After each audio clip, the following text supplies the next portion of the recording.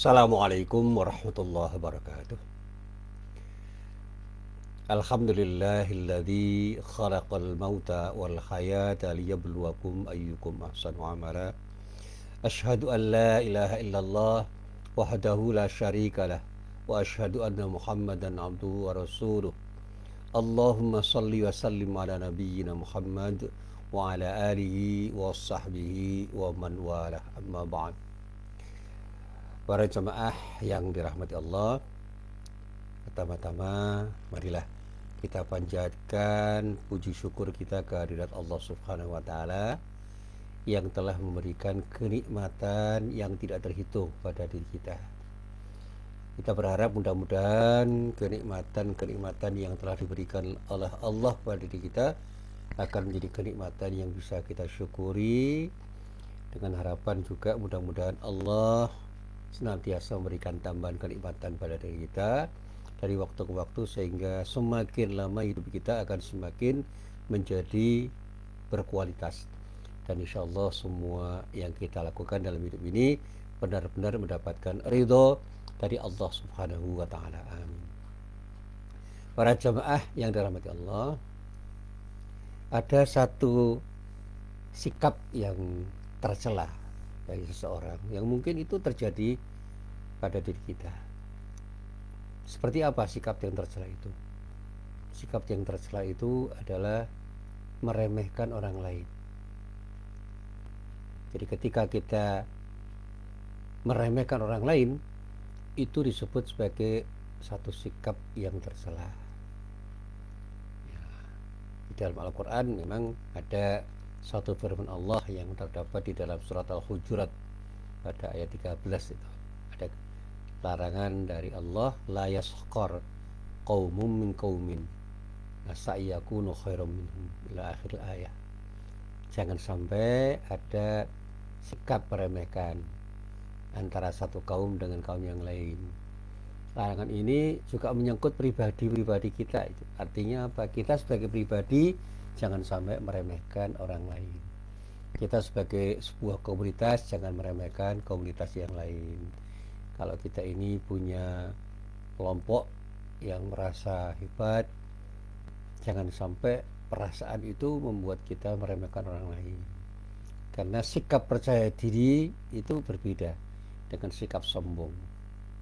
Ketika orang itu bersikap sombong atau takabur, itu cenderung akan memandang diri kita lebih hebat daripada orang yang lain dan meremehkan orang lain. Sementara sikap percaya diri itu adalah sebuah sikap yang positif, yaitu ketika kita itu yakin bahwa kita punya kemampuan tanpa harus meremehkan orang lain, sehingga kita tidak perlu objek yang harus kita remehkan, tetapi kita menjadi subjek yang selalu bisa tampil dengan sikap yang tepat karena kita yakin bahwa kita punya kemampuan untuk tampil dimanapun dan kapanpun dengan kemampuan kita. Nah, para jamaah yang dirahmati Allah, ada satu kisah yang terkait dengan surah Abasa. Ya, biasanya para ulama membaca surah ini pada ayat pertama dan ayat kedua. A'udzubillahi minasyaitonirrajim. Abasa wa tawalla an ja'ahul a'ma. Yang diterjemahkan, dia yaitu siapa? Nabi Muhammad sallallahu alaihi wasallam itu pernah bermuka masam dan bahkan berpaling. Karena apa? Karena kedatangan seorang yang kebetulan itu tunanetra kepada beliau. Perbincangan tentang makna tindakan Rasulullah sallallahu alaihi wasallam ketika merespon kehadiran seseorang yang diceritakan di dalam kitab tafsir. Laki-laki yang datang itu adalah laki tunanetra yang bernama Abdullah bin Ummi Maktum. Ternyata peristiwa ini menarik perhatian para mufassir untuk menjelaskan lebih lanjut di dalam beberapa kitab tafsirnya, yang meskipun masih menyisakan perdebatan, yang pada umumnya para ulama kecuali dalam tradisi Syiah menyatakan bahwa dari tindakan itulah Allah memberikan teguran kepada Nabi Muhammad SAW, yang tegurannya itu menyatakan bahwa tindakan atau sikap yang dimiliki oleh Nabi Muhammad SAW itu tidak seharusnya dilakukan olehnya. Karena apa? terkesan responnya itu melecehkan atau meremehkan atau menganggap Abdullah bin Maktum itu tidak lebih penting daripada orang lain yang sedang dihadapi. Nah, kata berpaling muka itu menjadi sesuatu yang dipakai oleh para ulama tafsir untuk menjelaskan. Itulah yang terjadi, kata para ulama, ketika seorang laki-laki tunanetra yang bernama Abdullah bin Maktum datang untuk memohon petunjuk dan pengajaran kepada Nabi Muhammad SAW. Dan ketika itu, kata para ahli tafsir, Rasulullah Nabi Muhammad SAW segera ditegur oleh Allah. Karena apa? Karena beliau tidak atau kurang memperhatikan Abdullah bin Maktum itu. Karena apa? Karena Nabi Muhammad tengah disibukkan ketika berdialog dengan para pembesar kaum Quraisy. Nah, ini yang bisa kita lacak nanti di dalam kitab-kitab hadis, antara lain bisa kita lacak di dalam kitab Sunan At-Tirmidzi dan juga dalam kitab Al-Mustadrak yang masing-masing ditulis oleh Imam At-Tirmidzi dan Imam Al-Hakim. Semuanya berasal dari Aisyah radhiyallahu anha. Diceritakan di dalam hadis itu, unzila abasa wa tawalla fibni ummi maktum al-a'ma ata Rasulullah sallallahu alaihi wasallam faja'ala yaqulu ya Rasulullah arsyidni wa inda Rasulillah sallallahu alaihi wasallam rajulun min udama'il musyrikin faja'ala Rasulullah sallallahu alaihi wasallam yu'ridu anhu wa yuqbilu 'alal akhari wa yaqulu atara bima aqulu ba'sa fa yuqalu la fa fi hadza unzila. Jadi dikisahkan di dalam sebuah hadis bahwa telah diturunkan sebuah surat yang diawali dengan kata abasa wa tawalla. Mengenai siapa? Mengenai Abdullah bin Maktum, seorang yang dikatakan di dalam kajian tafsir itu adalah seorang yang tunanetra atau buta. Pada waktu itu dia datang kepada Rasulullah, dia hadir untuk menemui Rasulullah sallallahu alaihi wasallam dan mengatakan begini, wahai Rasulullah, berilah aku petunjuk. Nah, sementara pada saat itu di sisi Rasulullah sallallahu alaihi wasallam ada pejabat-pejabat elit, ada pembesar-pembesar orang-orang Quraisy yang disebut dalam hadis itu sebagai orang-orang musyrik. Ya, di dalam kajian hadis disebut orang-orang musyrik kalangan orang-orang Quraisy.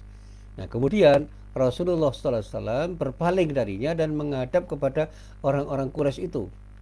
Maka Abdullah bin Maktum pun berkata, apakah Anda melihat celah pada apa yang aku katakan ya Rasulullah?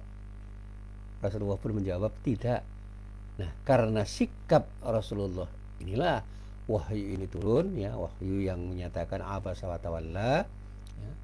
Rasulullah itu bermuka masam dan berpaling, diturunkan oleh Allah Subhanahu wa taala.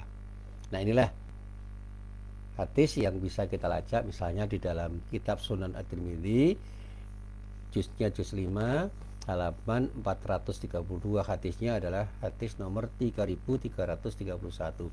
Sementara juga bisa kita lacak di dalam kitabnya Imam Al-Hakim, yaitu kitab Al-Mustadrak Al-Sahihain juz 2 halaman 558, hadisnya nomor 3896.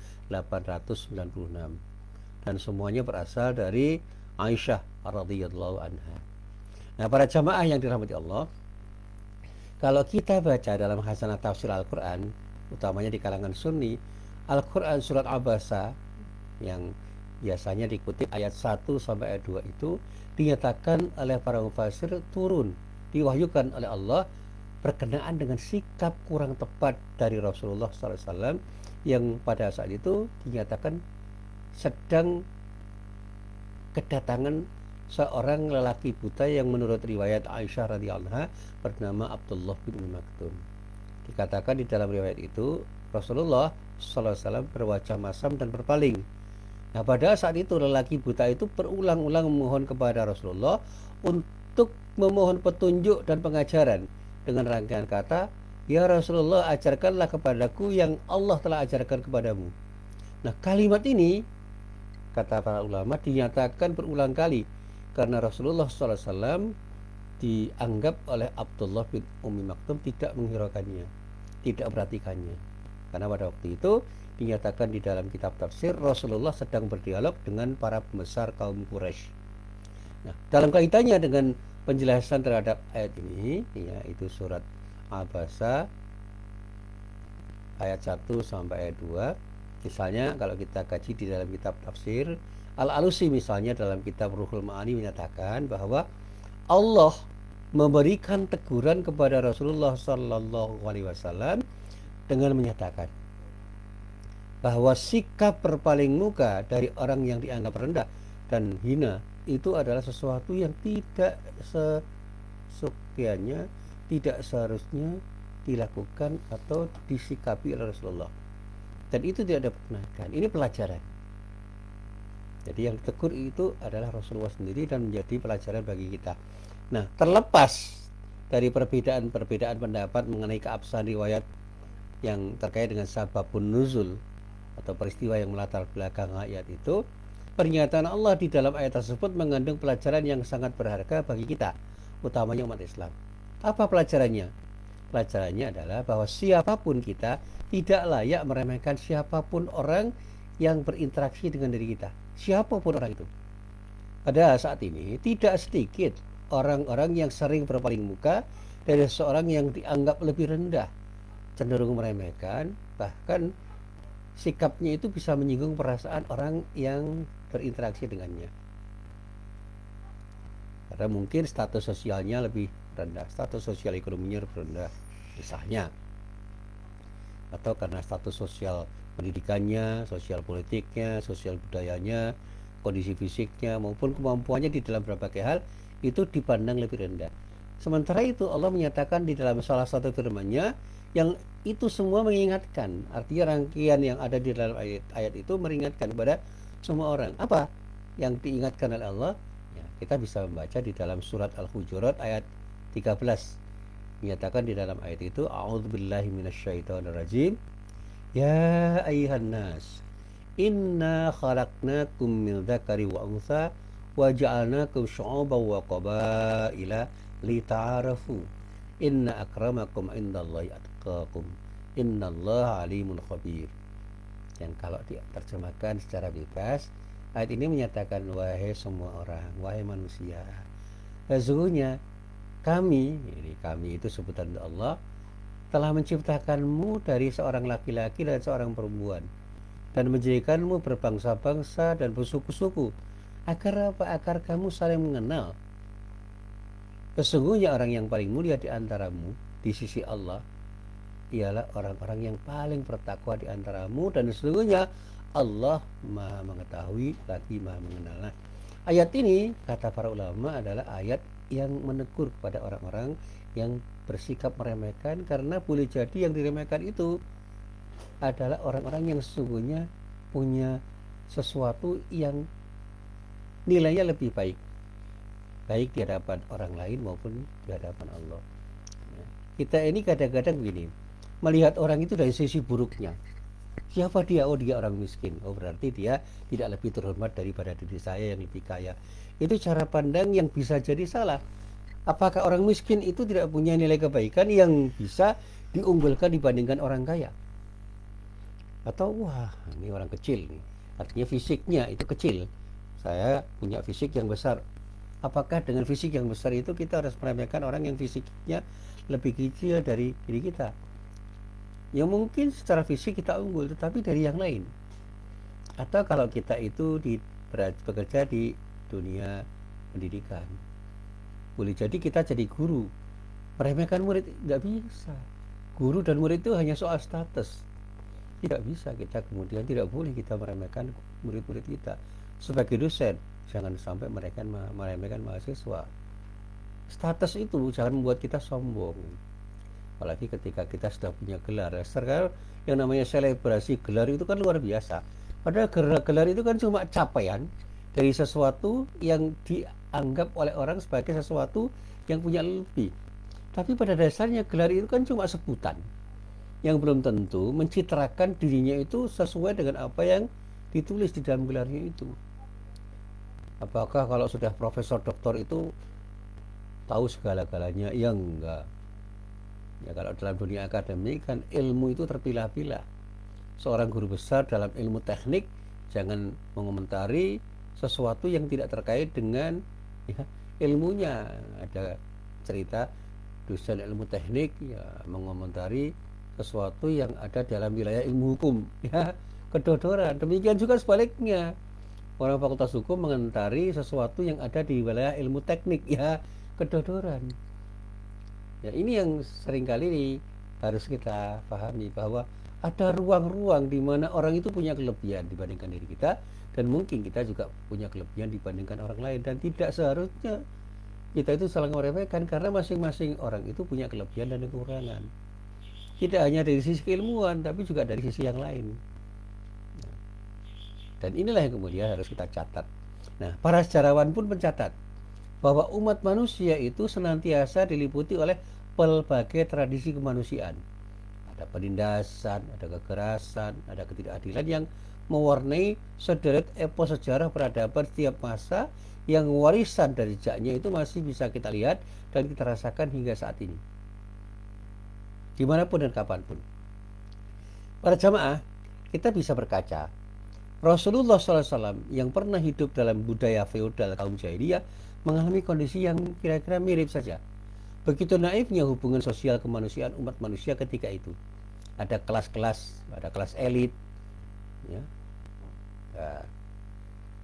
Ada kelas elit bangsawan, ya, yang terjadi pada saat itu, di mana ada sejumlah orang dari kaum Quraisy itu yang dengan seenaknya melakukan penindasan terhadap orang lain yang dianggap tidak memiliki status sosial seperti mereka. Ada perampasan hak, ada penghancuran kehormatan, sehingga kelas masyarakat yang kemudian lebih kita kenal dengan kaum mustad'afin, dan utamanya juga kalangan hamba sahaya, merasakan betul kehidupan yang paling menyengsarakan dan penuh penderitaan. Hubungan kaya miskin misalnya telah membentuk dua kutub ekstrim yang pada akhirnya melahirkan hubungan yang tidak ideal, hubungan patron client, tuan budak, yang jauh dari prinsip musawat atau persamaan hak dan kewajiban di antara mereka. Nah, mereka yang berada dalam posisi pinggiran peradaban praktis akan kehilangan sebagian atau bahkan seluruh hak sosial kemanusiaannya karena arogansi sekelompok orang tertentu, karena arogansi kaum elitnya. Rasa menang-menangan kaum elit terhadap mereka yang berada dalam genggaman pengaruhnya itu telah menjadi potret buram. Potret buram apa? Potret buram hubungan sosial kemanusiaan umat manusia dari masa ke masa. Dan sulit rasanya bagi kaum mustad'afin untuk menekuk impian kerinduan mereka untuk duduk setara bersama orang-orang yang dianggap atau dipandang elit oleh sebagian anggota masyarakat. Mereka yang duduk di atas permadani itu selalu dianggap hebat, dan kadang-kadang mereka menganggap remeh orang lain yang tidak ada di antara mereka, dan disitulah kemudian hubungan itu menjadi tidak ideal. Dan semua itu bahkan telah menjadi sebuah mimpi di siang bolong, ya, yang itu terjadi sebenarnya, tetapi pada saatnya orang kaget, loh kok bisa terjadi? Iya bisa. Karena apa? Karena orang-orang yang merasa lebih hebat itu tidak sadar pada saat itu dia cenderung meremehkan orang lain, dan sementara orang yang diremehkan juga merasa tidak senang dengan sikap yang dimiliki oleh orang-orang yang meremehkan itu. Nah, para jamaah yang dirahmati Allah, nah, kalau kita belajar dari sejarah realitas dunia Arab ketika Al-Quran surat Abasa ayat 1 sampai 2 itu diwahyukan, itu bisa saja terus berulang dalam wujud yang meskipun berbeda bentuk tetapi memiliki esensi yang sama saat ini dan saat-saat mendatang. Ya, kalau kita sedikit mau melakukan rekonstruksi terhadap rincian peristiwa yang melatar belakangi turunnya ayat ini, maka kita akan bisa memahami bahwa mungkin saat ini banyak Abdullah bin Maktum yang lain, ya, orang-orang yang dianggap remeh, yang diremehkan oleh orang-orang yang menganggap dirinya itu lebih hebat. Kita tidak akan mengatakan bahwa Rasulullah waktu itu punya kesengajaan untuk melakukan tindakan itu, tetapi apa yang dilakukan Rasulullah itu menjadi sesuatu yang orang-orang ditegur, karena apa? Itu tidak layak menjadi contoh yang baik bagi orang lain. Ketika Rasulullah itu cenderung meremehkan Abdullah bin Maktum, segera ditegur oleh Allah Subhanahu wa taala. Nah, ketika kita belajar dari peristiwa yang seperti itu dan kemudian memahami saat ini, sehingga dalam konteks pemahaman ayat Al-Quran kita bisa berpikir apa yang terjadi di masa lalu itu bisa kita jadikan sebagai ibrah untuk masa di mana kita hidup dan di masa-masa yang akan datang, sehingga pada saatnya betul-betul kita